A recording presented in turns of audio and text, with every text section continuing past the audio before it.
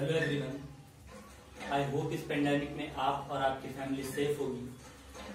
Hope we recover soon and get back to the normal life. तो आज हम chemistry का इंट्रोडक्शन लेंगे और ये स्टडी करने की कोशिश करेंगे कि साइंस के फील्ड में केमिस्ट्री की क्या इंपॉर्टेंस है। केमिस्ट्री को इंट्रोड्यूस करने से पहले मैं आपके सामने दो क्वेश्चन पुट करना चाहता हूँ। उन दोनों क्वेश्चन को आप देखिए और वीडियो को पॉज कर उन दोनों का आंसर खुद से एक बार ट्राई करिए। अगर आप ढूंढ पाते हैं तो ठीक है, उस आंसर को अपने मन में रखिए। नहीं ढूंढ पाते हैं तो आप वीडियो को कंटिन्यू रखिए। इन दोनों क्वेश्चंस को वीडियो के एंड में मैं फिर से आपके सामने रिपीट करूंगा और आप इस चीज का एनालिसिस करिएगा कि क्या वीडियो देखने के बाद आपको उन दोनों क्वेश्चंस के बारे में कुछ भी समझ में आया है या फिर नहीं। तो सबसे पहला क्वेश्चन है, आप ध्यान दीजिएगा। First question, do we know the chemistry? And second one is, why we study the chemistry. तो इन दोनों क्वेश्चन को आप देखिए। पहला है, do we know the chemistry? क्या हम केमिस्ट्री को जानते हैं? क्योंकि आप 10th पढ़कर आए हैं, 10th की स्टडी आपने की है, तो आपने केमिस्ट्री के कई सारे चैप्टर का स्टडी किया होगा। तो क्या उन चैप्टर्स को स्टडी करने के बाद आप केमिस्ट्री को समझ पाए हैं? और दूसरा सवाल है, अगर केमिस्ट्री को हम समझ पाए हैं तो आपको सेकंड क्वेश्चन का आंसर देना है, why we study the chemistry? हमें केमिस्ट्री क्यों पढ़नी चाहिए?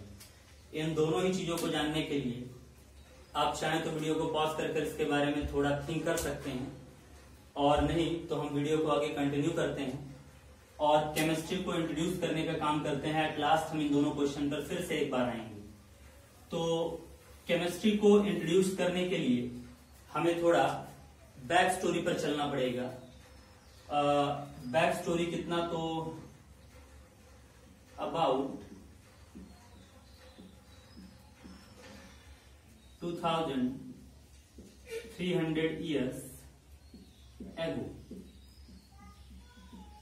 यानी कि आज से 2300 ईयर्स पहले हम चलते हैं और बात करते हैं 325 बिफोर क्राइस्ट। तो 324 बिफोर क्राइस्ट में ऐसा क्या है? क्या ये टाइम केमिस्ट्री का है? क्या ये टाइम फिजिक्स का है? तो जवाब है नहीं।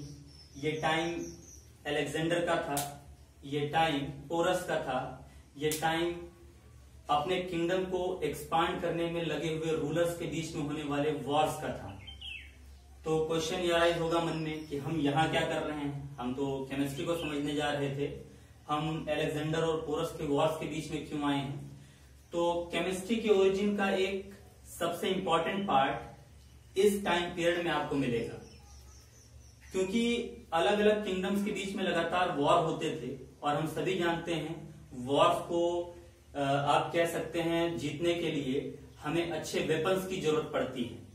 और उस टाइम पर भी आदमी या वहां की जो आर्मी थी लगातार अच्छे वेपन्स के रिक्वायरमेंट पर काम करती थी, और उन अच्छे वेपन्स में मैक्सिमम शॉर्ट्स होते थे, तलवार, भाले, ये सारी चीजें हो गई। और हम सभी जानते हैं इन सभी चीजों को बनाने के लिए हमें मेटल्स की जरूरत पड़ती है। आयरन एक अच्छा सोर्स था इन वेपन्स को बनाने के लिए, लेकिन उन सोल्जर्स की ये लगातार शिकायत रहती थी कि आयरन एक ऐसा मेटल है जिसमें रस्टिंग की बहुत ज्यादा प्रॉब्लम होती है, यानी कि आप अपने स्वॉर्ड को बहुत दिन तक अच्छे से मेंटेन नहीं रख सकते थे। तो उस समय के कुछ आप कह सकते हैं कि जो अच्छे ब्रेन के पर्सन्स थे, उन्होंने मेटल्स को एक दूसरे के साथ मिक्स करना शुरू कर दिया, जिसको आज हम केमिस्ट्री की भाषा में फॉर्मेशन ऑफ एलॉय कहते हैं। मिक्सचर ऑफ टू और more than two metals is known as alloy. तो उन्होंने भी ये फिनोमिना शुरू किया। खैर उस टाइम पर एलॉय जैसा कोई कंसेप्ट नहीं था, लेकिन उस टाइम के उन अच्छे ब्रेन के पर्सन्स ने ये डिसाइड किया कि हम अलग अलग मेटल्स को मिक्स कर कर देखते हैं उससे क्या मिलता है। तो जब उन्होंने ऐसा किया तो उन्हें एक नया टाइप का मेटल मिलता था, और उस नए टाइप के मेटल को जब उन्होंने स्वॉर्ड में बदला, तलवार में बदला, तो वो आयरन के रिस्पेक्ट में ज्यादा दिन तक टिक पा रहा था और ज्यादा मजबूत भी था। ये चीजें वहां के आर्मी पर्सन्स को अच्छी लगने लगी, और इससे उन नए लोगों को जिन्होंने इन मेटल्स के फॉर्म को एक फॉर्म से दूसरे फॉर्म में बदलने का काम किया था, उन्हें एक पहचान मिलने लगी, उन्हें एक नया काम मिलने लगा। और आर्मी के बीच में एक ऐसा पोस्ट क्रिएट किया गया जिसमें सिर्फ ये वेपन्स बनाने वाले लोग काम करते थे। इन वेपन बनाने वाले लोगों को एक नाम दिया गया। उस नाम को या उस पोस्ट को क्या कहा जाता था? तो उस पोस्ट को उस टाइम पर कहते थे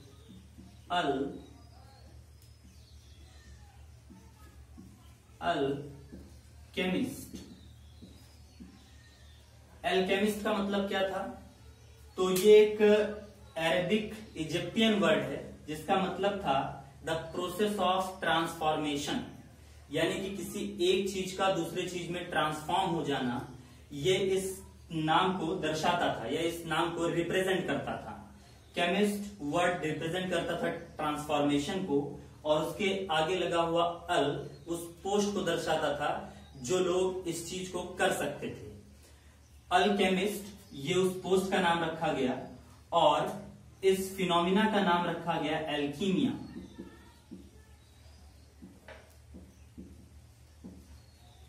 एल्कीमिया का मतलब क्या था? The process of transformation.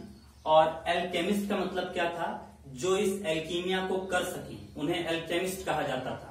तो उस टाइम पर ये दो वर्ड्स अपने आप में बड़े यूनिक निकल कर आए सबके सामने, और एल्कीमिया एक नया ब्रांच बन गया फिलॉसफी के फील्ड में उस टाइम पर लोगों को पढ़ाने के लिए। अब एल्कीमिया के रिस्पेक्ट में एक नया सब्जेक्ट क्रिएट कर दिया गया, और लोगों को पढ़ाया जाने लगा कि आप एक मेटल को किस रेशो में दूसरे मेटल के साथ मिलाएं तो आपको एक बढ़िया मेटल मिलेगा, एक टिकाऊ मेटल मिलेगा जो काफी दिन तक फील्ड में आपका साथ दे सके। और इस एल्कीमिया को कर पाने वाले लोगों को, यानी कि मेटल्स को सही तरीके से ट्रांसफॉर्म कर पाने वाले लोगों को एल्केमिस्ट कहा गया, और इसी से आपके केमिस्ट्री वर्ड को लिया गया है। यहां पर जो केमिस्ट्री वर्ड है आपका, वो आपके दो चीजों को रिप्रेजेंट करता है। केमिस्ट्री में जो केमिस्ट है ये आपको रिप्रेजेंट करता है द प्रोसेस ऑफ ट्रांसफॉर्मेशन, और यहां पर आखिरी में लगा हुआ RY रिप्रेजेंट करता है इसके आर्ट को। केमिस्ट्री का जो रियल मीनिंग होता है, इसका मीनिंग होता है art of transformation. Art of transformation का मतलब एक ऐसा आर्ट जिसकी मदद से आप किसी एक चीज को दूसरे चीज में क्या कर पाए? ट्रांसफॉर्म कर पाए। ऐसे फिनोमिना को हम लोग क्या कहते हैं? केमिस्ट्री कहते हैं। केमिस्ट्री का मतलब ये होता है कि किसी एक चीज को दूसरे चीज में ट्रांसफॉर्म कर देना। और अगर आप केमिस्ट्री 10th क्लास में पढ़कर आएंगे तो आपने ये चीज बहुत देखा होगा। जैसे आप एसिड को बेस में मिक्स करते हैं तो आप सभी को पता होगा एसिड प्लस बेस आपको क्या देता है? तो वो देता है एक नया फॉर्म साल्ट प्लस वाटर। आपने क्या किया? आपने दो अलग चीजों को दो नए चीजों में ट्रांसफॉर्म कर दिया है। केमिस्ट्री का सिंपल मीनिंग यही है, आर्ट ऑफ ट्रांसफॉर्मेशन है ये, कि आप किसी एक चीज को दूसरे चीज में ट्रांसफॉर्म कैसे करेंगे। ये 325 BC के टाइम पर दिया गया वर्ड था, जिसको आज हम लोग केमिस्ट्री के फॉर्म में यूज कर रहे हैं। तो केमिस्ट्री का मीनिंग क्या होता है? आर्ट ऑफ ट्रांसफॉर्मेशन, यानी कि किसी एक पुरानी चीज को आप नए चीज में कैसे ट्रांसफॉर्म कर पाएंगे। अगर आप इस चीज को पढ़ना चाहते हैं तो आप केमिस्ट्री में आएंगे। खैर, केमिस्ट्री की डेफिनेशन अभी हम अलग से भी देखेंगे कि रियलिटी में हम केमिस्ट्री में क्या करते हैं, लेकिन अगर आप लाइटली इसको समझना चाहें तो कह सकते हैं कि हम इसमें ट्रांसफॉर्मेशन के आर्ट्स को पढ़ने वाले हैं। हम ये जानने वाले हैं कि किसी भी पुरानी चीज से नई चीज को कैसे ट्रांसफॉर्म किया जाता है या उसे कैसे पाया जाता है। तो ये 325 BC के टाइम की बात है। उसके बाद आप इन दो वर्ड से आगे बढ़ते हैं और 325 BC से अगर आप आगे की तरफ प्रोसीड कर लें तो लगभग आप कह सकते हैं कि 1500 325 BC से लेकर टू 1500 AC आफ्टर क्राइस्ट, यानी कि आपसे इस प्रेजेंट डे से 500 साल पीछे चले जाएं तो इस 325 BC से 1500 AC तक केमिस्ट्री के फील्ड में कोई बहुत ज्यादा डेवलपमेंट नहीं हुआ, ना केमिस्ट्री को उतना अच्छे तरीके से डेवलप किया गया एज सब्जेक्ट के फॉर्म में।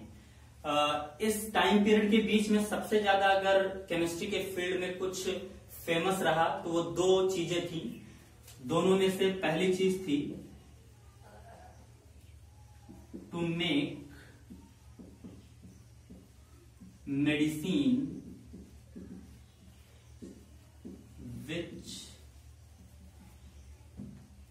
which have power of immortality।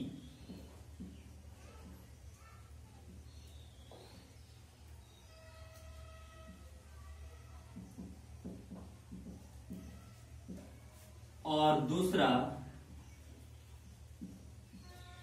To make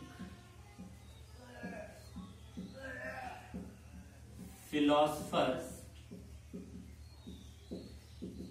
stone. आप ये समझ लीजिए कि लगभग 1800 सालों तक लोग इन्हीं दो क्वेश्चंस के अराउंड घूमते रहे केमिस्ट्री में। इन्हीं दो चीजों को बनाने में केमिस्ट्री का मैक्सिमम टाइम एक्सपांड किया गया। पहली चीज, एक ऐसा मेडिसिन बनाना जिससे आप इमॉर्टल हो जाएं, यानी कि अमर हो जाएं, आप कभी मरे ही ना। एक ऐसी दवा बनाने की लोग सोच रहे थे। और दूसरा, फिलोसफर स्टोन बनाने के बारे में सोच रहे थे। फिलोसफर स्टोन क्या है? अगर आप हैरी पॉटर सीरीज के फैन हैं तो आपने हैरी पॉटर का पहला पार्ट देखा होगा, Harry Potter and philosopher stone. तो फिलोसफर स्टोन को हिंदी में पारस पत्थर कहा जाता है। एक ऐसा स्टोन जिसको आप किसी भी चीज में अगर टच करा दें तो वो गोल्ड हो जाएगा। यानी कि अगर ये फिलोसफर स्टोन होता और उसमें बोर्ड को टच कर देता तो ये बोर्ड किसका हो जाता? गोल्ड का। इवन मैं भी गोल्ड का हो चुका होता क्योंकि मैंने फिलोसफर स्टोन पकड़ कर रखा हुआ है। खैर, हम सभी जानते हैं ये दोनों ही पॉइंट्स केमिस्ट्री के आज हमारे लिए कोई वैल्यू नहीं रखते हैं, क्योंकि इन दोनों में से किसी को भी हम पूरा नहीं कर पाए। ना तो हम कोई ऐसी मेडिसिन बना पाए हैं जो हमें मॉडल कर दे, अमर कर दे, और ना ही हम ऐसा कोई स्टोन बना पाए हैं जो दूसरी चीजों को गोल्ड में ट्रांसफॉर्म कर दे। तो अच्छा, ये उम्मीद लगाई क्यों गई होगी? ऐसी दवा के बारे में सोचा कैसे गया होगा? तो इसका एक मेन रीजन ये था क्योंकि केमिस्ट्री ने ट्रांसफॉर्मेशन दिखाया था लोगों को कि दो चीजों को मिलाकर एक ऐसी चीज बन रही है जो पहले नहीं थी। तो लोगों के मन में उम्मीद जगी कि आप जो इस वक्त नहीं देख रहे हैं इन फ्यूचर वो भी हो सकता है। और यही रीजन था कि इन दो चीजों को उन्होंने सोचना शुरू किया और केमिस्ट्री का मैक्सिमम टाइम इन दो चीजों को ढूंढने में खर्च कर दिया गया। लेटर ऑन इसके साथ साथ फिर बाकी के मेडिसिन पर भी काम किया गया। अलग अलग तरीके के जो आयुर्वेद के मेडिसिन थे उनको एज ए केमिस्ट्री के फील्ड में लाकर स्टडी किया गया। उनसे कौन कौन से डिसीजेस को ट्रीट किया जा सकता है इसके बारे में लोगों ने एक दूसरे से जानने की कोशिश की। लेकिन आप ये कह सकते हैं कि इस टाइम पीरियड के बीच में दो मेन मुद्दे थे जिसके अगल बगल केमिस्ट्री की दुनिया घूम कर रह गई और उसके आगे डेवलप नहीं कर पाई। तो मेन डेवलपमेंट कहां से शुरू हुआ? मेन डेवलपमेंट शुरू हुआ केमिस्ट्री के फील्ड में अगर कहा जाए तो आप कह सकते हैं ये एक साइंटिस्ट थे जिनका 1627 AC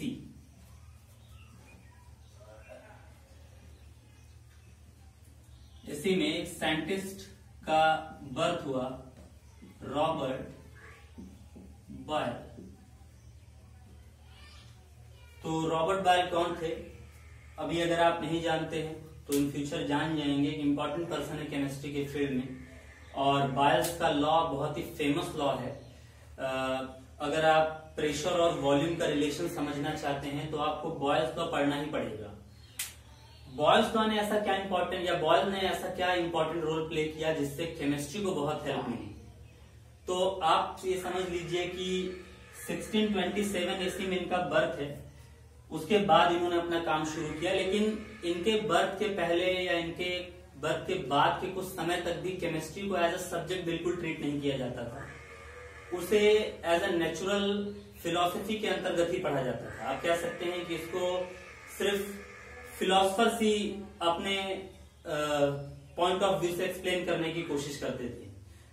इस टॉपिक पर जरा रुककर दो पॉइंट्स मैं आपको क्लियर करा दूं, फिलोसफर और साइंटिस्ट में क्या मेन डिफरेंस होता है, तो आप समझ लें। क्योंकि रॉबर्ट बायल नेचुरल फिलोसफर भी थे और बाद में ये साइंटिस्ट भी कहलाए, तो इन दोनों पॉइंट्स को आपके मन में क्लियर रहना चाहिए कि फिलोसफर क्या होता है और साइंटिस्ट क्या होता है। देखिए, फिलोसफर क्या होता है, तो आप इस चीज को समझिए, जैसे आप किसी चीज को ऑब्जर्व करें, उस ऑब्जर्वेशन से आप जितना नॉलेज ले पाए हो, उस नॉलेज को दूसरों तक पहुंचाने का फिनोमिना फिलॉसफी कहलाता है, और जो ये काम करता है उसको फिलोसफर कहा जाता है।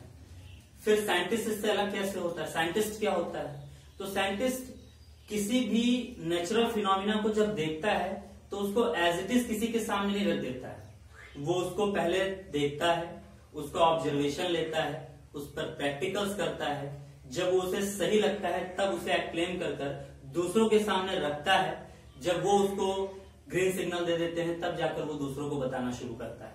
साइंटिस्ट और फिलोसफर में बहुत फर्क होता है।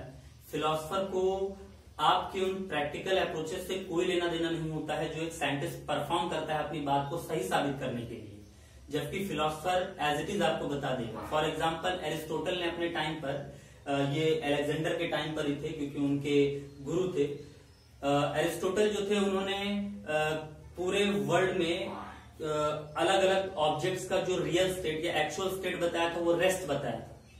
उन्होंने कहा कि वर्ल्ड का कोई भी ऑब्जेक्ट हो उसका एक्चुअल स्टेट रेस्ट होता है, मोशन नहीं होता है, यानी कि हर ऑब्जेक्ट रेस्ट में ही रहना चाहता है। अच्छा, ये उन्होंने कैसे बता दिया? तो ऑब्जर्व कर कर बताया, क्योंकि रेस्ट वाली चीज तो रेस्ट में ही रहती है, और अगर हम अपने अर्थ पर किसी चीज को मोशन में ला भी दें तो अगर एक्सटर्नल फोर्स हटा लिया जाए तो भी वो रेस्ट में आ जाता है। तो देखने में तो यही लग रहा है कि एक्चुअली हर ऑब्जेक्ट हमेशा किसमें रहना चाहता है? रेस्ट में रहना चाहता है। लेकिन ये रियलिटी आज के टाइम पर हम सभी जानते हैं सही नहीं, क्योंकि हम न्यूटन लॉ ऑफ मोशन को स्टडी करने के बाद ये जान जाते हैं कि इनर्शिया जैसी एक चीज होती है जो मोशन को अपने हिसाब से हैंडल करती है। तो एरिस्टोटल ने सिर्फ ऑब्जर्व किया, जो उनको दिखा एज इट इज उन्होंने बता दिया। उन्होंने कोशिश नहीं की कि क्या ये बात मैं जो बताने वाला हूं वो सच है या नहीं है, इसको उन्होंने क्रॉस चेक नहीं किया। तो जब वो क्रॉस चेक नहीं कर रहे हैं, एज इट इज आपके सामने रख दे रहे हैं, तो इसको हम फिलॉसफी कहेंगे नॉर्मली। लेकिन न्यूटन ने जब मोशन को पढ़ना शुरू किया तो उन्होंने जो ऑब्जर्व किया, पहले उसके स्टडीज किए, उसको उन्होंने समझा, उसके प्रैक्टिकल्स किए, उसके ऊपर जब उन्हें ये बातें सही लगने लगी तब उन्होंने लोगों को बताना शुरू किया। तो एक साइंटिस्ट और एक फिलोसफर में बहुत अंतर होता है, ये बात आप समझ कर रखिएगा, इस पॉइंट को अपने मन में थोड़ा क्लियर रखिएगा। तो 1627 एसी में रॉबर्ट बायल का बर्थ हुआ, और उसके बाद उन्होंने अपने स्टडी को काफी यूनिक तरीके से कंटिन्यू किया। रॉबर्ट बायल की लाइफ थोड़ी अजीब सी थी, आप ये कह सकते हैं। लास्ट टाइम में पैरालिसिस वगैरह के चक्कर में बेचारे पड़ गए और काफी तकलीफ में इनकी जिंदगी भी थी लास्ट टाइम की।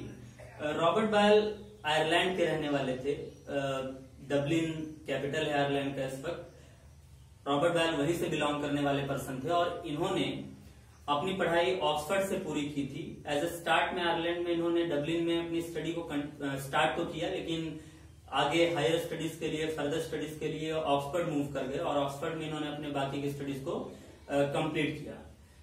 टाइम अराउंड 1641 का था जब रॉबर्ट बायल अपने एक फ्रेंच ट्यूटर के साथ बाहर के ऑब्जर्वेशंस लेने गए। रॉबर्ट बायल असलियत में एक पर्सन से बहुत ज्यादा इंस्पायर थे उस समय, जिनका नाम था Sir Henry Wotton. Sir Henry Wotton को आप अगर नहीं जानते हैं तो आप सर्च कर सकते हैं इनके बारे में। ये एक पोएट और ये एक ऑथर हैं, और इन्होंने कई सारी पोएट्रीज और कई सारे स्टोरीज वगैरह लिखे हुए हैं जो आपको अच्छे मैसेजेस देते हैं। और दुनिया को देखने का एक नया नजरिया रॉबर्ट बायल को सर हेनरी वॉटन से ही मिला था, क्योंकि उस समय वो ऑक्सफोर्ड के उस ब्रांच में एज ए टीचर के पोस्ट पर थे। जिससे इंस्पायर होकर ही रॉबर्ट बायल फिलॉसफी की तरफ बहुत ज्यादा मूव कर गए थे। और 1641 में रॉबर्ट बायल ने एक फ्रेंच ट्यूटर के साथ, जो उनको फ्रेंच सिखा रहे थे, उनके साथ उन्होंने मिलकर एक फैसला किया कि मैं यूरोपियन कंटिनेंट के बाकी कंट्रीज को विजिट करूंगा और ये देखूंगा कि बाकी कंट्रीज में क्या क्या सिस्टम चलता है। और इसी 1641 के टाइम पर उन्होंने विजिट किया इटली। इटली के उस विजिट से रॉबर्ट बायल की लाइफ एकदम चेंज हो गई, क्योंकि यहाँ पर उन्होंने मुलाकात किया गैलीलियो गैलीलेई से। गैलीलियो गैलीलेई कौन है? तो मेरे ख्याल से आपको पता ही होगा। गैलीलियो गैलीलेई वही हैं जिन्होंने इनर्शिया का कंसेप्ट दिया था। ये वही हैं जिन्होंने टेलीस्कोप को इन्वेंट किया था। इन्होंने ही सबसे पहली बार प्रूफ किया था कि प्रोजेक्टाइल मोशन जो होता है वो पैराबोलिक पाथ पर चलता है। मैथमेटिकली प्रूफ किया था इक्वेशन के फॉर्म में, y बराबर x tan theta minus g upon 2u square cos square theta into में x स्क्वायर। तो इन चीजों को प्रूफ करने का काम गैलीलियो गैलीलेई ने किया था। उनके एक्सपेरिमेंट्स को देखकर रॉबर्ट बायल इतने इंप्रेस हुए कि फिलॉसफी से इनका ध्यान हटकर साइंस की तरफ जाने लगा और इन्होंने ये फैसला किया कि मैं आगे चलकर साइंस की स्टडी करूंगा और प्रैक्टिकल्स परफॉर्म करूंगा, जिससे कि मैं साइंस के फील्ड में नया कुछ इन्वेंट कर पाऊं। और उसी टाइम पर लगभग 3 साल तक अलग अलग कंट्रीज में घूमने के बाद वो वापस से इंग्लैंड रिटर्न हुए 1644 में, और उन्होंने वहां पर अपना एक अलग कह सकते हैं कमरा बनाया, जहां पर उन्होंने लगातार अलग अलग तरीके के एक्सपेरिमेंट्स परफॉर्म करना शुरू कर दिया। एज ए स्टार्ट रॉबर्ट बायल का जो इंटरेस्ट था वो वैक्यूम के फील्ड में बहुत ज्यादा था, क्योंकि उस समय बहुत चर्चा होती थी वैक्यूम की। वैक्यूम में एक लैटिन का शब्द है जिसका मतलब होता है खालीपन, कुछ भी ना होना। उस समय बहुत चर्चा थी वैक्यूम का कि जब कुछ नहीं होगा तो क्या होगा, क्योंकि उससे पहले हमें लगता था कि हमारे अगल बगल कुछ नहीं है। आज हम जानते हैं हमारे अगल बगल एयर है, उस एयर में ऑक्सीजन है, नाइट्रोजन है, सब कुछ है। बाद में कुछ रिसर्चेस के बाद या कुछ साइंटिस्ट ने ऐसा ढूंढा कि एयर भी ऐसी चीज है जो स्पेस को ऑक्यूपाई करती है और अपने अगल बगल चीजों को देखती है। तो उसके बाद से लोगों ने सोचना शुरू कर दिया कि हम किसी भी जगह पर, जैसे ग्लास है तो उसके अंदर कुछ नहीं तो एयर होगा, तो हम उस एयर को भी निकाल दें तो उसके अंदर क्या बचेगा।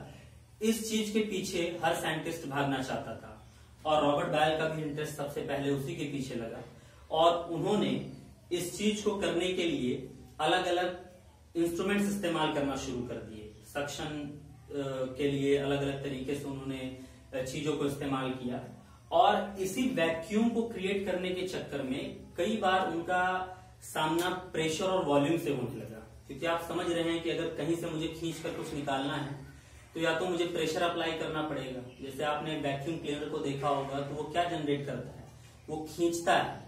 तो जहां पर आप हैं आपके उस एरिया पर प्रेशर अप्लाई करता है, आपको खींचता है, फोर्स अप्लाई करता है उस एरिया पर, जिससे आप खींचते हुए चले आते हैं। तो उस टाइम पर इनको प्रेशर और वॉल्यूम से बार बार जूझना पड़ रहा था, या आप कह सकते हैं मिलना पड़ रहा था, जिसके साथ धीरे धीरे कर उसमें एकदम मिलते चले गए। और रॉबर्ट बायल ने ये कंडीशन अप्लाई कर दिया कि प्रेशर और वॉल्यूम के बीच में एक यूनिक रिलेशन होता है इनवर्सली प्रोपोर्शनल का। उन्होंने एक रूल दिया P inversely proportional to V, यानी कि अप्लाइड प्रेशर वॉल्यूम के इनवर्सली प्रोपोर्शनल होता है। यानी कि आप प्रेशर जितना ज्यादा लगाएंगे वॉल्यूम उतना कम होगा। फॉर एग्जाम्पल आपके पास एक बलून है, आप उसके चारों तरफ के सरफेस एरिया पर इक्वल प्रेशर लगाएं तो बलून छोटा हो जाएगा, यानी कि उसका वॉल्यूम क्या हो जाएगा, कम। इनवर्सली प्रोपोर्शनल का मतलब होता है उल्टा काम करना। अगर एक चीज ज्यादा होगा तो दूसरा कम हो जाएगा, अगर एक चीज कम होगा तो दूसरा ज्यादा हो जाएगा।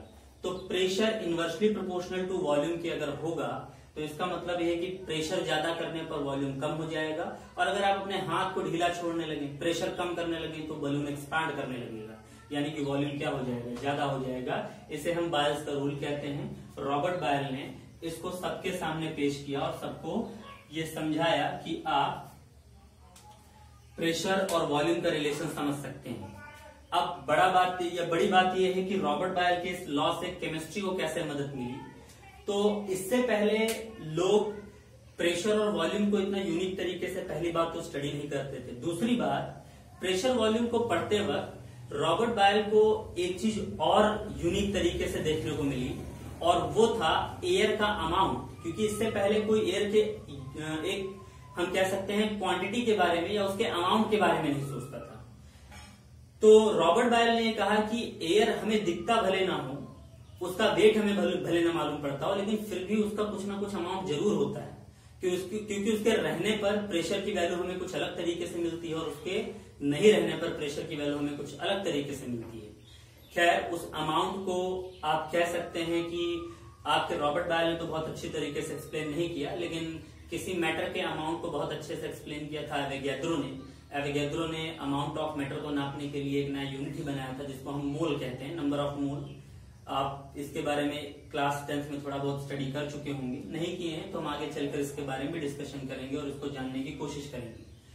तो रॉबर्ट बायल के उस कंसेप्ट ने कि आप जिन चीजों को नहीं देख पा रहे हैं उनका भी कुछ ना कुछ एक अमाउंट होता है, या आप जिन चीजों को देख भी पा रहे हैं उनके इनर अमाउंट के बारे में आप कभी नहीं सोचते हैं।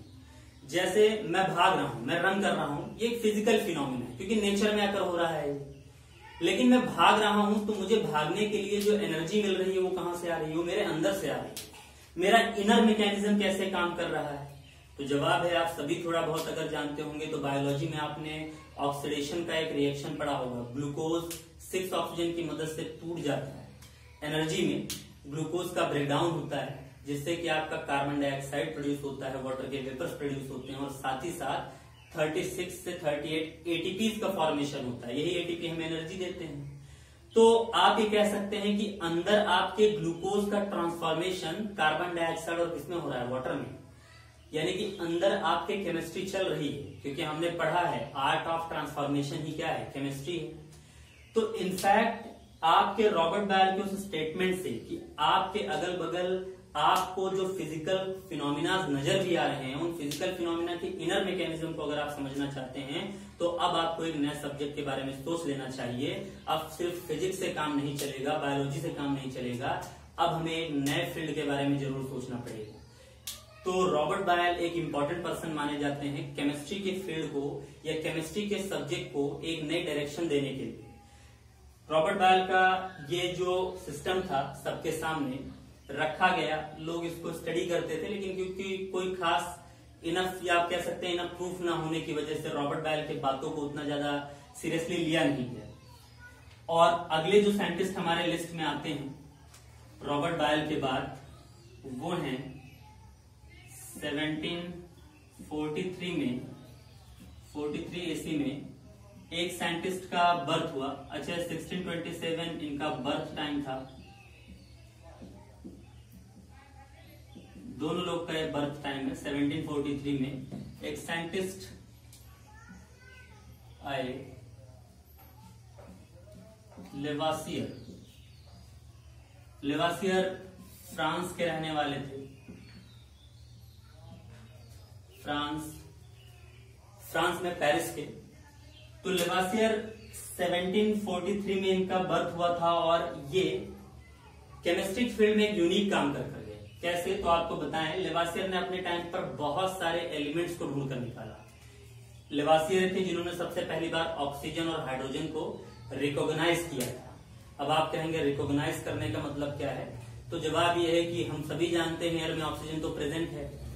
ये तो बहुत पहले से रहा होगा, जब लेवासियर ने इसको नाम भी नहीं दिया होगा तब भी रहा होगा, लेकिन उसको डिस्कवर कर कर लोगों के सामने रखने का काम लेवासियर ने किया। उन्होंने बताया कि एयर में आपको ऑक्सीजन जैसे लोग मिलेंगे, ऑक्सीजन जैसा एक एलिमेंट मिलेगा, हाइड्रोजन मिलेगा।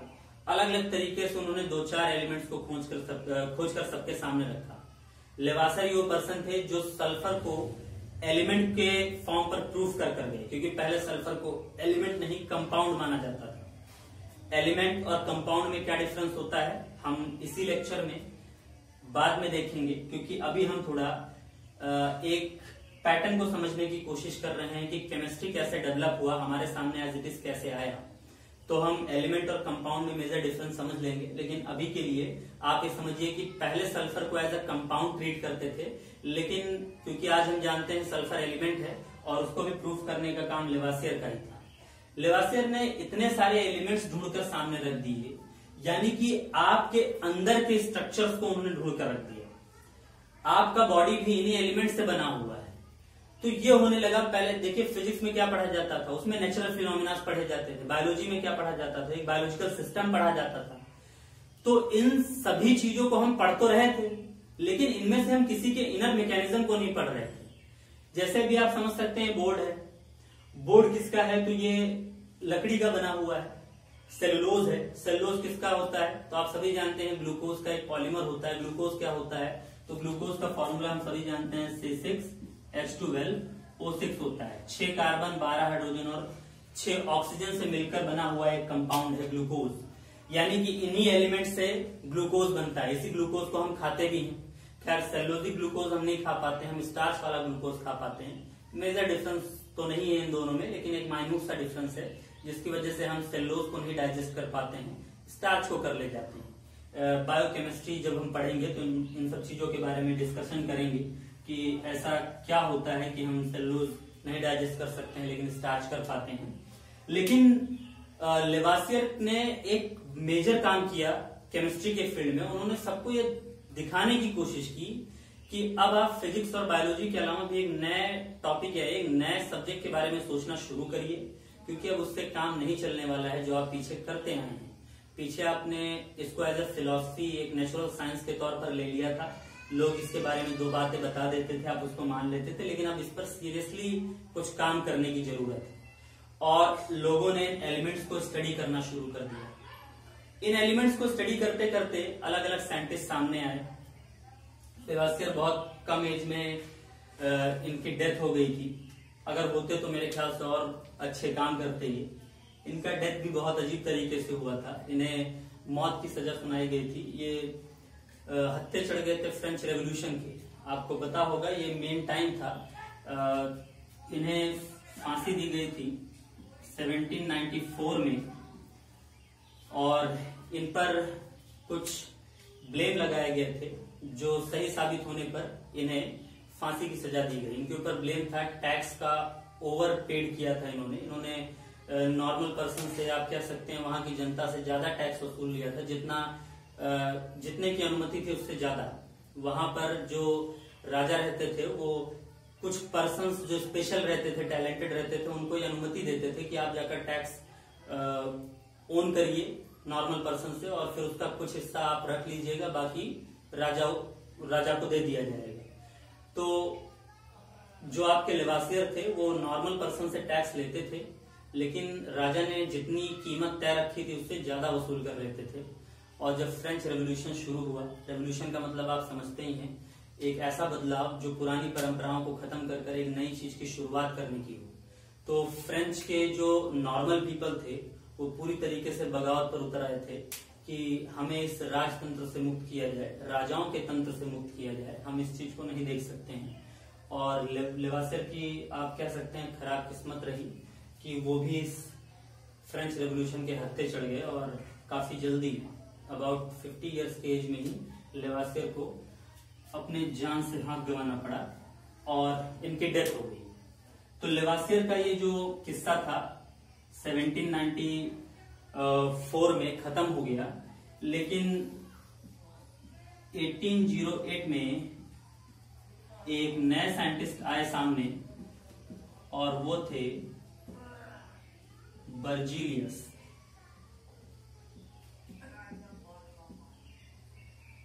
बर्जीलियस ने कई सारे स्टडी किए और 808 में उन्होंने सबके सामने एक सिस्टम रखा। वो सिस्टम क्या था? तो वो सिस्टम था, उन्होंने कहा कि आप केमिस्ट्री को एक नया सब्जेक्ट मानिए और इस सब्जेक्ट में हम 2 तरह के केमिस्ट्रीज को पढ़ेंगे। उन्होंने कहा कि केमिस्ट्री जो आर्ट ऑफ ट्रांसफॉर्मेशन है वो आप एक फील्ड में नहीं पढ़ सकते हैं, उसको आपको 2 फील्ड में पढ़ना पड़ेगा। और उन्होंने आर्ट ऑफ ट्रांसफॉर्मेशन का पहला ब्रांच बनाया इन ऑर्गेनिक केमिस्ट्री, और दूसरा बनाया ऑर्गेनिक केमिस्ट्री। तो इस बात को ध्यान में रखिएगा, बर्जीलियस को फर्स्ट पर्सन थे जिन्होंने केमिस्ट्री को दो ब्रांचेस में डिवाइड करने का काम किया, यानी कि इनऑर्गेनिक केमिस्ट्री और ऑर्गेनिक केमिस्ट्री में। उन्होंने ये डिवीजन कैसे किया होगा, क्योंकि डिवीजन करने के लिए तो कोई ना कोई बेस चाहिए होता है। बेस का मतलब समझिए, बंटवारा किसी न किसी आधार पर होता है। आधार का मतलब क्या है, वजह, है ना। बेवजह कोई बंटवारा नहीं करता है। जैसे आपके फैमिलीज में अगर आपके फादर दो भाई हैं, तो वो दोनों लोग अगर साथ रह रहे हैं और जब उनके डिवाइड होने की बारी आएगी, जब उनके बंटवारा होने की बारी आएगी, तो उस बंटवारे के पीछे कोई ना कोई रीजन होगा। हो सकता है कि उन दोनों लोग की जम ना रही हो, इस वजह से बंटवारा हो जाए, या बेसिक रीजन हो सकता है कि दोनों लोग की वाइफ आपस में सही तरीके से कह सकते हैं कंफर्टेबल ना हो, तो उस वजह से उनका बंटवारा हो सकता है। उसी तरीके से किसी भी चीज के डिवीजन का कोई ना कोई बेस तो होना ही चाहिए। तो बर्जीलियस ने भी एक बेस दिया। उन्होंने कहा कि केमिस्ट्री के फील्ड में आप जितने भी कंपाउंड्स पाएंगे, जितने भी एलिमेंट्स पाएंगे, उनमें से आपको दो तरह के लोग नजर आएंगे। एक जो आपको नॉन लिविंग थिंग्स से मिलेंगे और एक जो आपको लिविंग थिंग्स से मिलेंगे। जैसे ग्लूकोज, ग्लूकोज किससे मिलता है, प्लांट से। प्लांट से एक लिविंग बीइंग है, तो ग्लूकोज जैसे लोगों को ऑर्गेनिक केमिस्ट्री के फील्ड में रखा गया।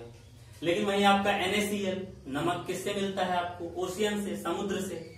तो समुद्र तो कोई जिंदा चीज नहीं है, लेकिन नमक वहीं से निकल कर आता है। तो NaCl को क्या कहा गया, यानी कि आप इनऑर्गेनिक केमिस्ट्री में ऐसे लोगों को रखते गए जो नॉन लिविंग बीइंग से हमको मिलते थे। NaCl हमें ओशियन या सी से मिलता है, तो हमने उसको इनऑर्गेनिक केमिस्ट्री के फील्ड में रखा। हमने नहीं कह सकते हैं, बर्जीलियस ने रखा। बर्जीलियस ने इनऑर्गेनिक केमिस्ट्री में ऐसे केमिकल कंपाउंड्स को रखना शुरू किया जो हमें नॉन लिविंग बीइंग से मिलते हो, और ऑर्गेनिक केमिस्ट्री में उन्होंने ऐसे लोगों को रखना शुरू किया जो हम लोग को लिविंग बीइंग से मिलते हो। जैसे कि NaCl ओशियन से मिलता है, तो NaCl को उन्होंने इनऑर्गेनिक केमिस्ट्री में रखा, जबकि C6H12O6 यानी कि ग्लूकोज प्लांट जैसे आपको लिविंग बीइंग से मिलता है, इसलिए उसको ऑर्गेनिक केमिस्ट्री में रखा गया। ऑर्गेनिक यहां पर स्टैंड करता है ऑर्गेनिज्म से। एक ऐसे केमिकल कंपाउंड जो ऑर्गेनिज्म से डिराइव होते हो, ऑर्गेनिज्म से मिलते हो, उनको ऑर्गेनिक कंपाउंड या ऑर्गेनिक केमिस्ट्री में पढ़ा गया। और इनऑर्गेनिक का मतलब, ऑर्गेनिक ऑर्गेनिज्म को रिप्रेजेंट करता है और इनऑर्गेनिक का मतलब होता है ऑर्गेनिक एनिमल से नहीं मिलना, यानी कि नॉन ऑर्गेनिक कंपाउंड से मिलने वाले लोग क्या कहलाए, इनऑर्गेनिक कंपाउंड्स कहलाए, और उनको इनऑर्गेनिक केमिस्ट्री के अंतर्गत पढ़ा गया। ये डिवीजन किसका था, बर्जीलियस का था। 1808 में दिया गया था। और बर्जीलियस ने इस डिवीजन के बाद अगला एक बड़ा स्टेप उठाया। लगभग इससे 7 साल बाद, ये डिवीजन आपके मन में रहना चाहिए।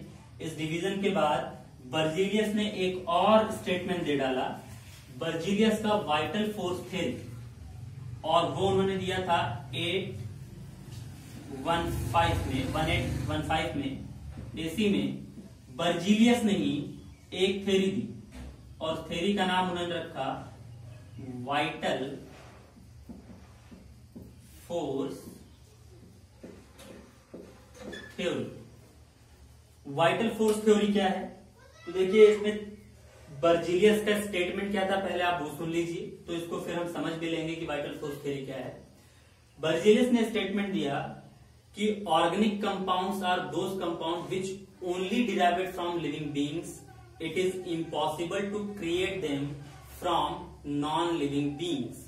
यानी कि वाइटल फोर्स थ्योरी का स्टेटमेंट क्या था, जरा आप इसको ध्यान से सुनिएगा। मैं इसको लिख इसलिए नहीं रहा हूं क्योंकि आप इसको एज ए स्टोरी टाइप में थोड़ा याद रखें, या आपके सिलेबस के लिए कोई बहुत ज्यादा जरूरी चीज नहीं है।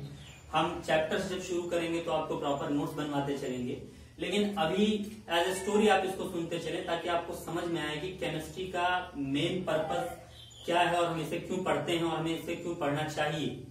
तो वाइटल फोर्स थ्योरी का मतलब क्या है, जरा आप समझ लीजिए। वाइटल फोर्स थ्योरी का सीधा मतलब यह था कि ऑर्गेनिक कंपाउंड जैसे ग्लूकोज, बर्जीलियस के अकॉर्डिंग सिर्फ लिविंग बीइंग से ही मिल सकता है, नॉन लिविंग आपको कभी भी ऑर्गेनिक कंपाउंड्स नहीं दे सकते हैं। कहने का मतलब यह है कि ग्लूकोज या तो आपको प्लांट से मिल सकता है या तो एनिमल से मिल सकता है, इसके अलावा किसी नॉन लिविंग बीइंग के अंदर से ग्लूकोज कभी ओरिजिनेट नहीं हो सकता है, या एनी अदर ऑर्गेनिक कंपाउंड कभी भी वो ओरिजिनेट नहीं हो पाएंगे। यानी कि वाइटल फोर्स थ्योरी आपको सिंपली ये बताने की कोशिश कर रहा है कि ऑर्गेनिक कंपाउंड सिर्फ और सिर्फ जिंदा चीजों से मिल पाएंगी, मरी हुई चीजों से आपको कभी भी ऑर्गेनिक कंपाउंड मिलने वाले नहीं है। इन अदर वर्ड्स, अगर आप इनऑर्गेनिक कंपाउंड्स का इस्तेमाल कर क्या बनाना चाहें ऑर्गेनिक कंपाउंड, तो ये कभी भी पॉसिबल नहीं होगा according to vital force theory, जो कि बर्जीलियस ने 1815 एसी में दिया था। तो वाइटल फोर्स थ्योरी की ये जो स्टेटमेंट थी कितनी सही है कितनी गलत है, ये तो हम 1815 में रहकर नहीं जान पाएंगे, क्योंकि बर्जीलियस ने 1808 से 1815 के बीच में 7 साल कड़ी मेहनत की होगी, तब जाकर वाइटल फोर्स थ्योरी बनाया होगा। उन्होंने कई सारे स्टडी किए होंगे, उन्होंने देखा होगा कि यूरिया जैसे कंपाउंड जो आपकी यूरिन में पाया जाता है वो सिर्फ आप ही से मिल सकता है, लिविंग बीइंग से ही मिल सकता है, या फिर अलग अलग तरीके के फॉर्मिक एसिड हो गया तो देखिए लाल चींटियों के डंक में पाया जाता है, ऑक्जेलिक एसिड टमाटर में पाया जाता है। तो अलग अलग तरह के ऑर्गेनिक कंपाउंड आपको लिविंग बीइंग से ही डिराइव होते हुए नजर आ रहे थे। तो बर्जीलियस का उस टाइम का ऑब्जर्वेशन गलत भी नहीं था। आप ये भी नहीं कह सकते हैं कि बर्जीलियस ने कुछ ऐसा स्टेटमेंट दे दिया जो बेतुका सा था। लेकिन बर्जीलियस के बाद बारी आई एक अगले साइंटिस्ट की, जिन्होंने बर्जीलियस के इस स्टेटमेंट को चैलेंज किया। चैलेंज कैसे किया, तो 1828 का टाइम था और साइंटिस्ट का नाम था फ्रेडरिक वोलर। फ्रेडरिक वोलर वो नाम है, ये नाम इंपॉर्टेंट है, इनको याद रखिएगा। ये वही पर्सन है जिन्होंने ऑर्गेनिक केमिस्ट्री की दुनिया को चेंज कर रख दिया। और आज हमारे पास ऑर्गेनिक केमिस्ट्री पढ़ने के कई तरीकों में से जो तरीका है कि आप इनऑर्गेनिक से ऑर्गेनिक में भी जा सकते हैं, वो सारा का सारा अगर किसी को आप श्रेय देना चाहेंगे तो वो फ्रेडरिक वोलर को देना चाहेंगे, क्योंकि फ्रेडरिक वोलर ने ये काम बहुत यूनिक तरीके से किया। कैसे किया, तो जरा बात समझने की कोशिश करिए। फ्रेडरिक वोलर ने एक एक्सपेरिमेंट किया और उन्होंने एक्सपेरिमेंट से एक चीज करके दिखाया, वो था अमोनियम साइनेट। अमोनियम साइनेट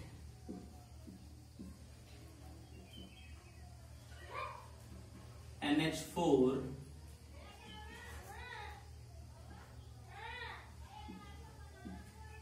CNO, ये इसका केमिकल फॉर्मूला है और ये इनऑर्गेनिक कंपाउंड है।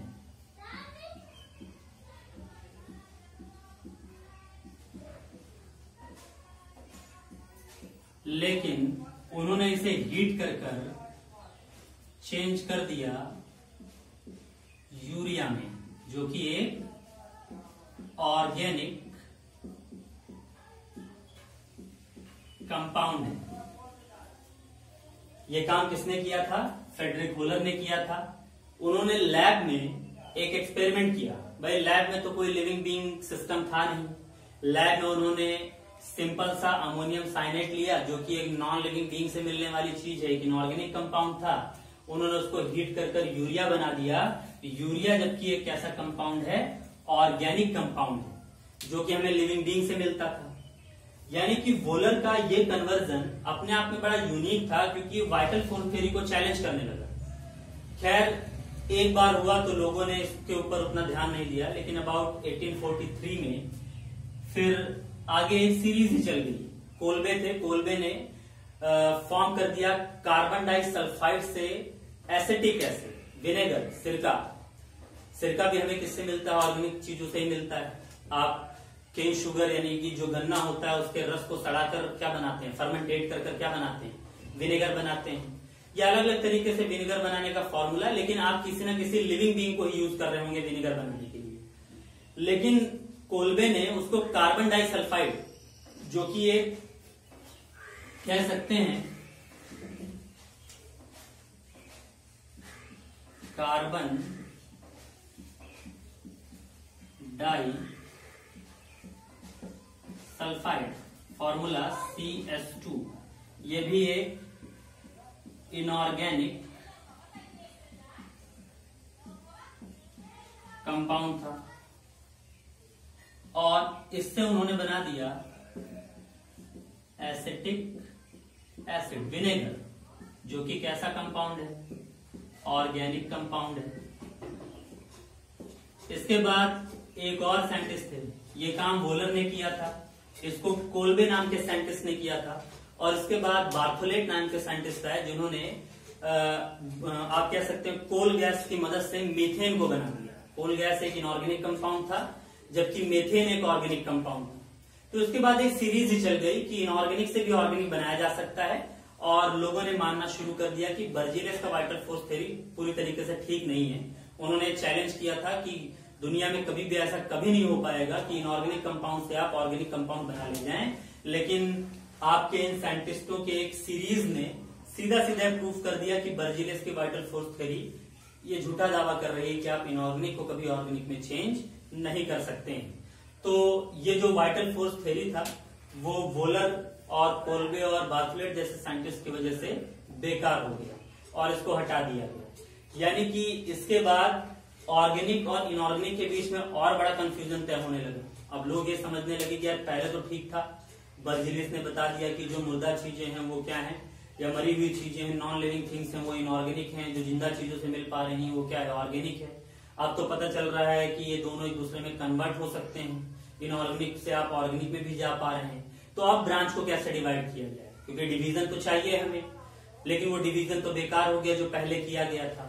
तो आगे के स्टडीज ने, आगे के एक सिस्टम ने, आगे के रिसर्चेस ने बताया कि इनऑर्गेनिक एक अलग फील्ड है, ऑर्गेनिक एक अलग फील्ड है। हाँ, ये एक दूसरे में ट्रांसफॉर्म किए जा सकते हैं, लेकिन फिर भी इनका फील्ड एक दूसरे से अलग अलग ही है।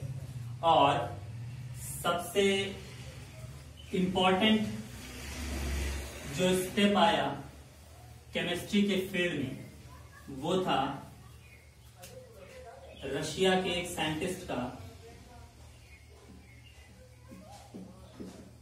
रशियन साइंटिस्ट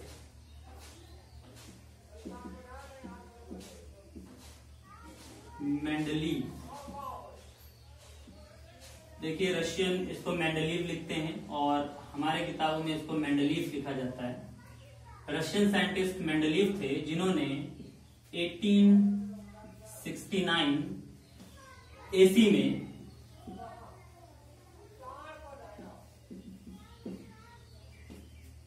मेरे ख्याल से इनका नाम लेते आप समझ ही गया होंगे कि इन्होंने 1869 में क्या किया था। तो उन्होंने 1869 में क्या किया था, तो उसका सबसे बड़ा नाम जो है वो है, इन्होंने पीरियोडिक टेबल फॉर्म किया था।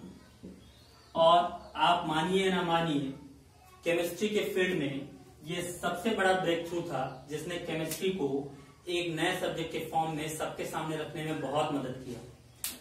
आप ये कह सकते हैं कि मेंडलीव उस समय जितने भी केमिकल कंपाउंड्स को जानते थे, एट अ रिकॉर्ड उस समय अलग अलग जगह अलग अलग डाटा मिलता है। 57 मैक्सिमम जगह पर मिल जाता है, मैक्सिमम बुक्स और इन सब चीजों में 57 एलिमेंट्स उस समय पता थे, और उन एलिमेंट्स को एटॉमिक वेट के फंक्शन के अकॉर्डिंग उन्होंने एक टेबल के फॉर्म में सेट किया। मेंडलीव का वो टेबल एटॉमिक वेट के अकॉर्डिंग था, बाद में उसमें करेक्शन करना पड़ा, क्योंकि एटॉमिक वेट के बिहाफ पर अगर आप पीरियोडिक टेबल को लेकर चलते तो आइसोटोप्स के लिए बड़ी दिक्कत हो जाती थी। बाद में उसको करेक्ट किया मोजले ने, और उन्होंने कहा कि एटॉमिक वेट नहीं, एटॉमिक नंबर के अकॉर्डिंग अगर आप, या एटॉमिक नंबर के फंक्शन पर अगर आप पीरियोडिक टेबल को सजाएंगे तो आपको ज्यादा एक्यूरेट पीरियोडिक टेबल मिलेगा। अच्छा, मेंडलीव को फिर भी पीरियोडिक टेबल के लिए सबसे बेस्ट माना जाता है। मोजले ने करेक्शन भले किया हो, लेकिन ये फर्स्ट पर्सन थे जिन्होंने ये जिम्मेदारी उठाई कि हम एलिमेंट्स का क्लासिफिकेशन करेंगे, हम उन्हें ग्रुप्स या पीरियड्स में उसको डिवाइड करेंगे। उससे भी बड़ी बात, मेंडलीव ने जिन जिन एलिमेंट्स उस समय जो नहीं मिले थे, जिन जिन एलिमेंट्स के लिए जगह खाली छोड़ी थी, वो एक्यूरेटली वहां पर फिट होते चले गए। उन्होंने नोबल गैसेस के लिए जगह छोड़कर रखी थी, जिनके बारे में इन्होंने प्रॉपर्टीज बता दी थी कि ये एलिमेंट्स नॉन रिएक्टिव होंगे, ये रिएक्शन करना पसंद नहीं करेंगे, इनको ये सारी चीजें पसंद नहीं आने वाली हैं, उस टाइम पर इन्होंने सबके सामने इस चीज को रखा और जाना। तो आप ये कह सकते हैं कि मेंडलीफ ने एक बड़ा काम किया था। ये रीजन है कि पीरियोडिक टेबल के लिए सबसे ज्यादा अगर किसी को एडमायर किया जाना चाहिए तो वो मेंडलीफ हैं। मेंडलीफ वो पर्सन थे जिन्होंने पीरियोडिक टेबल को बहुत अच्छी तरीके से प्रेडिक्ट किया और सबके सामने उसको रखने का काम किया। तो मेंडलीफ के इस पीरियोडिक टेबल फॉर्म हो जाने के बाद केमिस्ट्री की लाइफ पूरी तरीके से चेंज हुई और अब इसको एक अच्छे सब्जेक्ट के तौर पर पढ़ा जाने लगा। इससे पहले ही पढ़ा जा रहा था, लेकिन मेंडलीफ का पीरियोडिक टेबल वाला जो स्टडी था वो केमिस्ट्री को बहुत बूस्टअप देकर गया। इसके बाद तो फिर केमिस्ट्री में अलग अलग फॉर्म पर अलग अलग चीजें आती चली गई और अलग अलग तरीके से लोग उसको पढ़ते चले गए। अब बेसिक सिस्टम ये था। उसके बाद केमिस्ट्री को डेवलप करने में वर्नर साहब का बहुत बड़ा हाथ था। वर्नर्स थ्योरी कॉम्प्लेक्स कंपाउंड में आपको पढ़ाया जाता है। वर्नर साहब को 1913 में इसके लिए नोबेल प्राइज भी दिया गया था, क्योंकि उन्होंने इनऑर्गेनिक केमिस्ट्री को डेवलप करने में बहुत इंपॉर्टेंट रोल प्ले किया था। तो वर्नर साहब और आगे फिर चलकर बहुत सारे केमिस्ट थे। ऑर्गेनिक केमिस्ट्री को तो डेवलप करने में बहुत सारे केमिस्ट का हाथ था, चाहे वो वुड्स हो, चाहे फ्रैंकलैंड हो, चाहे विलियमसन हो। न्यूजीलैंड वाला किन विलियमसन नहीं, ये विलियमसन है जिन्होंने एल्किल हैलाइड की मदद से ईथर बनाने का प्रोसेस दिया था। इसके अलावा आप कोलबे की इलेक्ट्रोलिसिस पढ़ेंगे, बार्थोलेट का कोल गैस कन्वर्जन पढ़ेंगे मीथेन में। इसके साथ साथ आप ग्रिग्नार्ड्स रिएजेंट पढ़ेंगे। ये सारे साइंटिस्ट थे जिन्होंने ऑर्गेनिक केमिस्ट्री को डेवलप करने में बहुत इंपॉर्टेंट रोल प्ले किया। तो आप ये कह सकते हैं कि इनऑर्गेनिक और ऑर्गेनिक केमिस्ट्री को बाद में फिर बहुत सारे लोगों ने डेवलप किया है। तो ये थोड़ा सा आप कह सकते हैं एक शॉर्ट इंट्रोडक्शन था पीछे से लेकर अब तक का, जो केमिस्ट्री को आपके सामने में लाने में या आपके सामने लाने में इन लोगों ने एक इम्पोर्टेंट रोल प्ले किया था। तो टाइम आप कह सकते हैं कि अलेक्जेंडर के टाइम से शुरू होकर आपके इस टाइम तक आते आते केमिस्ट्री काफी एडवांस हुआ है। आज आप अगर इस लेवल पर समझना चाहें कि केमिस्ट्री क्या है, तो अब हम बात कर सकते हैं कि केमिस्ट्री में इन रियलिटी हम क्या करने वाले हैं। तो जवाब ये है कि सबसे पहला,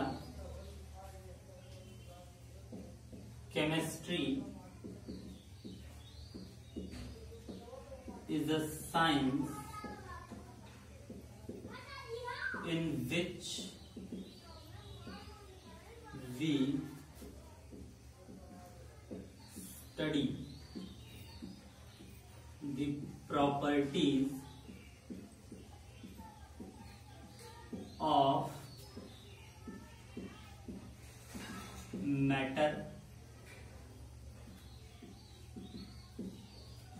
of matter, and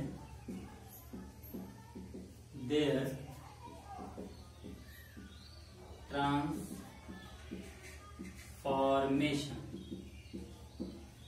और उसके transformation.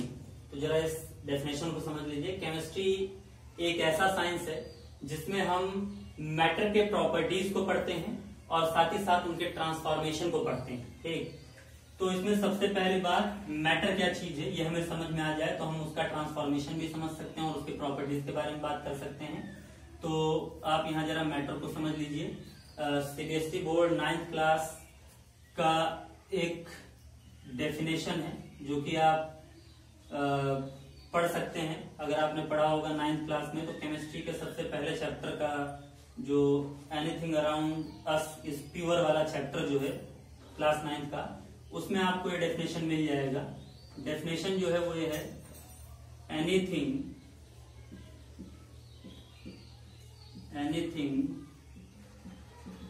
Which occupy space and have mass is known as matter। तो देखिए, दुनिया की कोई भी चीज जो अपने आप को रखने के लिए जगह लेती हो, स्पेस ऑक्यूपाई करती हो और उसके पास मास हो, हम उसको क्या कह सकते हैं? मैटर कह सकते हैं।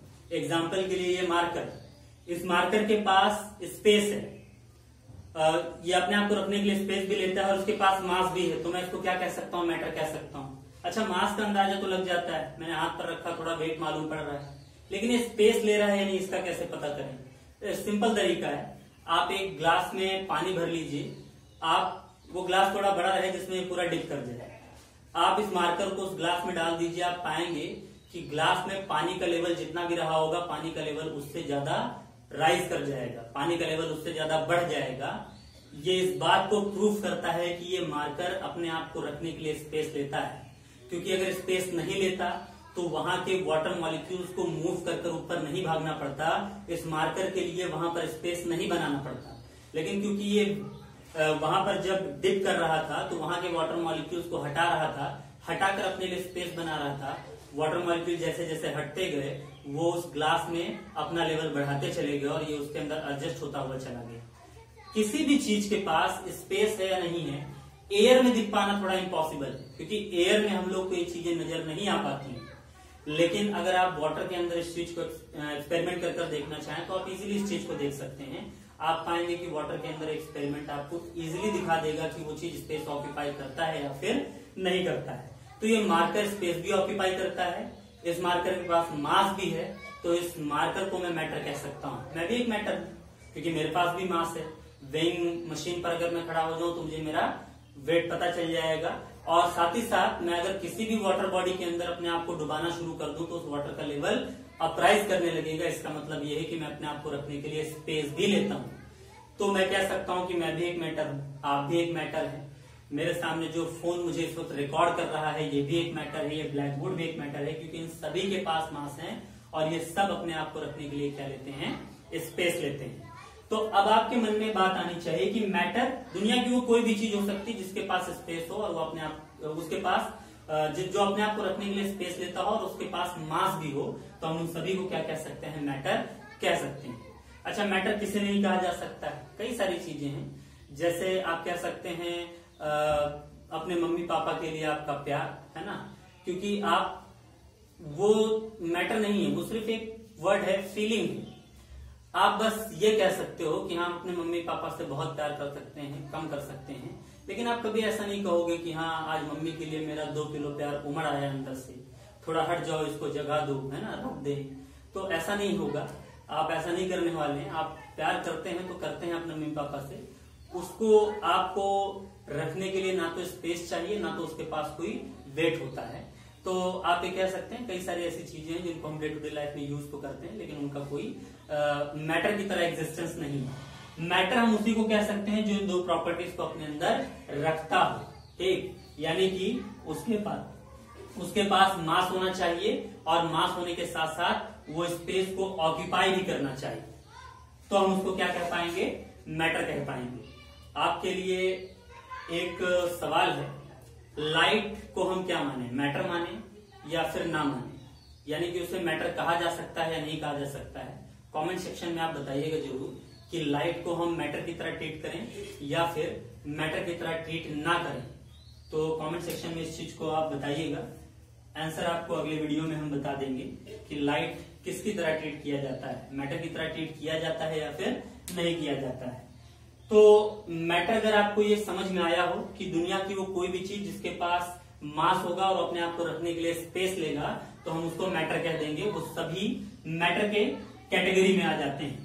तो ऐसे किसी भी मैटर के प्रॉपर्टीज, अब प्रॉपर्टी का मतलब क्या है, मैटर के बहुत सारे प्रॉपर्टीज होते हैं। जैसे एक एग्जांपल के लिए हम बात कर लें, मैटर की एक फिजिकल प्रॉपर्टी होती है उसका फिजिकल स्टेट, वो लिक्विड है, गैस है या फिर सॉलिड है। जैसे मार्कर इस वक्त सॉलिड स्टेट में है, वाटर लेकिन किस स्टेट में है, लिक्विड स्टेट में है, ऑक्सीजन गैसेस स्टेट में है ना। तो ये उसकी एक प्रॉपर्टी है, हम केमिस्ट्री के अंदर इसका स्टडी करने वाले हैं। हम ये देखेंगे कि ये फिजिकल स्टेट्स एक दूसरे में ट्रांसफॉर्म कैसे होते हैं, हम ये देखेंगे कि ये प्रॉपर्टीज उस एलिमेंट के ऊपर अपना क्या असर छोड़ते हैं, हम ये भी देखेंगे कि इन मैटर्स को एक दूसरे में ट्रांसफॉर्म कैसे किया जाता है, एक दूसरे के साथ मिलकर ये नया फॉर्म कैसे डेवलप करते हैं। तो केमिस्ट्री सिंपली आप कह सकते हैं कि दुनिया में आपको जो भी मैटर नजर आ रहा है उनके इनर प्रॉपर्टीज के स्टडी और साथ ही साथ उनके इनर ट्रांसफॉर्मेशन के स्टडी को हम क्या कहते हैं, केमिस्ट्री कहते हैं। यानी कि आप जैसे मुझे इस वक्त देख रहे हैं तो मैं इस वक्त आपको एज अ फिजिकल अपीयरेंस नजर आ रहा हूं, लेकिन आपने मन बनाया कि मेरे अंदर का मैकेनिज्म आप पढ़ना चाहते हैं, तो आपको मेरे मॉलिक्यूल्स, एटम्स, इन सब से मुलाकात करनी पड़ेगी। इन सिंपल वर्ड्स कहूं तो आपको मेरे अंदर के केमिस्ट्री से मुलाकात करनी पड़ेगी। तो केमिस्ट्री का मतलब क्या है? इनर मॉलिक्यूल्स और इनर मैटर की स्टडी करना। अगर आप किसी भी फिजिकल फिनोमिना को होते हुए देख रहे हैं, फिजिक्स की किसी भी एक फिनोमिना को होते हुए देख रहे हैं, तो उसके अंदर के मैकेनिज्म को चलाने वाला आदमी केमिस्ट्री होता है। केमिस्ट्री है जो उसके अंदर सारी चीजों को डेवलप करता है, उसको एनर्जी प्रोवाइड करता है, और उसी अंदर की स्टडी को हम इस पूरे सब्जेक्ट के अंदर देखेंगे। और ये देखेंगे कि अंदर कौन कौन से ट्रांसफॉर्मेशन चलते हैं जिस वजह से हमें एनर्जी लगातार मिलती रहती है और हम लगातार एनर्जी को अपने अंदर फॉर्म करते रहते हैं। तो आपके सामने ये चीज आपके मन में रहना चाहिए कि हम इसको किस फॉर्म पर लेकर आए। तो केमिस्ट्री एक ऐसा साइंस है, एक ऐसा सब्जेक्ट है जो आपको मैटर के अलग अलग प्रॉपर्टीज और उसके ट्रांसफॉर्मेशन का स्टडी कराने वाला है। मैंने आपसे लेक्चर के स्टार्ट में ही कहा था, मैं आपके सामने 2 क्वेश्चन रखूंगा और उन 2 क्वेश्चन को आपको खुद से सोचना है। तो एट अ लेक्चर के एंड में उन दोनों क्वेश्चन को मैं रिपीट करता हूं वापस से। व्हाट इज केमिस्ट्री या do you know the chemistry? तो भैया केमिस्ट्री क्या आप इस लेक्चर के बाद जान पाए क्या है? अगर आप जान पाए हैं तो इसको थोड़ा एनालाइज करिए, समझने की कोशिश करिए। केमिस्ट्री एक यूनिक सब्जेक्ट है जो आपको आपके अंदर के इनर कंपोजिशन के बारे में पढ़ाने की कोशिश करेगा, ये बताने की कोशिश करेगा कि आपके अंदर के मैटर्स कैसे एक दूसरे के साथ इंटरलिंक्ड होते हैं, कैसे एक दूसरे के साथ कंबाइंड रहते हैं, कैसे एक दूसरे के साथ फिक्स रहते हैं। ये क्यों होता है कि वो एक फिक्स रेशो में रहते हैं? केमिस्ट्री आपको इन सब चीजों का जवाब देगा। आपने H2O वाटर का फॉर्मूला पढ़ा है, आपने कभी ऐसा सोचा कि वो ऑक्सीजन को 2 ही हाइड्रोजन पसंद क्यों आए? 4 भी रख सकता था। ये 2 हाइड्रोजन को 1 ही ऑक्सीजन पसंद क्यों आए? 2 रख सकता था या 5 रख सकता था, लेकिन वाटर का फॉर्मूला H2O ही क्यों लिखा जाता है? ये 2 हाइड्रोजन और 1 ऑक्सीजन ही क्यों लिखा जाता है? इसके अलावा क्यों नहीं? इनका अगर रीजन जानना है तो हमें केमिस्ट्री पढ़ना पड़ेगा, हमें केमिस्ट्री को जानना पड़ेगा कि ये फिक्स रेशो क्यों यहाँ पर रखा गया है।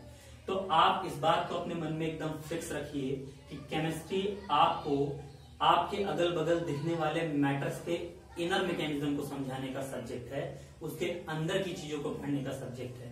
हम इसके मदद से अंदर के हर एक छोटी छोटी चीजों को जानने की कोशिश करेंगे जो आपको फिजिक्स में नहीं बताया जाता है, क्योंकि फिजिक्स में आप रनिंग पढ़ते हैं, लेकिन रनिंग की वजह से होने वाले अंदर के इफेक्ट्स को हम नहीं पढ़ते हैं, वो तो हम छोड़ देते हैं केमिस्ट्री के ऊपर, तो हम उसी को पढ़ेंगे, केमिस्ट्री। अब एक सवाल जो मैंने दूसरा आपसे पूछा था, why do we study chemistry? हम केमिस्ट्री क्यों पढ़ें? तो जवाब ये है, केमिस्ट्री हमें पढ़ना चाहिए अगर आप किसी भी मैटर के अंदर की खूबसूरत दुनिया को देखना चाहते हैं। तो अगर आप इनर ब्यूटी को पहचानना चाहते हैं तो आपको केमिस्ट्री से मुलाकात करनी चाहिए। आपको ये समझना चाहिए कि आपके सामने इतने सारे लोग हैं, इतने सारे लोगों में से केमिकल फॉर्मेशन कैसा होता है कि सबका फिजिकल अपीयरेंस आपको अलग अलग नजर आता है। क्या किसी भी आदमी का आपको चेहरा एक जैसा लगता है? तो जवाब है नहीं। तो ये कैसे केमिकल्स होते हैं जो सबको अलग अलग चेहरे देते हैं, सबको अलग अलग रंग देते हैं, सबको अलग अलग रूप देते हैं? इन सभी चीजों को अगर आप पढ़ना चाहते हैं तो आपको केमिस्ट्री पढ़ना चाहिए, केमिस्ट्री को आपको स्टडी करना चाहिए। तो आज हम इस लेक्चर में इतना रखते हैं। अगर आपको इस लेक्चर के बारे में कोई भी डाउट है तो आप कमेंट सेक्शन में जरूर बताएं। आपको इस लेक्चर के रिगार्डिंग कोई क्यूरी है तो भी आप कमेंट बॉक्स का यूज कर सकते हैं। तो आज के लिए इतना रखते हैं और फिर अगले लेक्चर में हम लोग रखेंगे।